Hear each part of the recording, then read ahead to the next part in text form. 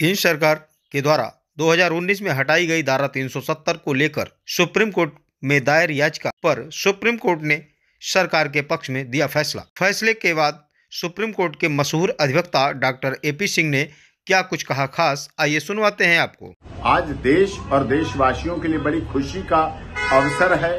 जो 370 धारा और 35 धारा को देश की माननीय संसद, लोकसभा, राज्यसभा और देश के महामहिम राष्ट्रपति जी ने हस्ताक्षरित करके खत्म किया था। आज उस पर माननीय सर्वोच्च न्यायालय की बृहद बेंच ने भी, honourable chief justice of India ने भी अपने आदेश में ये सिद्ध कर दिया है, पारित कर दिया है कि कश्मीर इस देश का अभिन्न अंग था, है और रहेगा।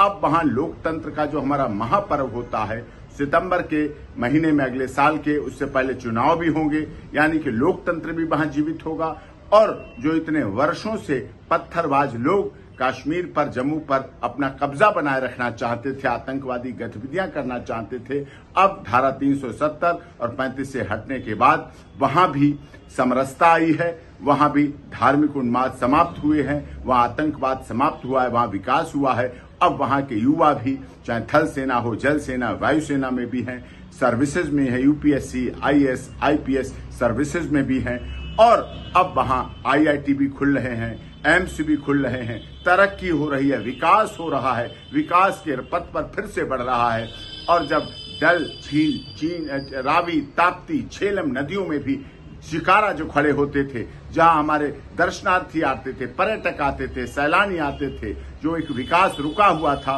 वो विकास आगे बढ़ रहा है। और भारत सरकार का जो नारा है, सबका साथ, सबका विकास, सबका विश्वास, सबके साथ न्याय में कश्मीर भी पूरी तरह से सहभागिता निभा रहा है। जब हमारे देश के कश्मीरी पंडित जो यहाँ प्रवासी हो चुके थे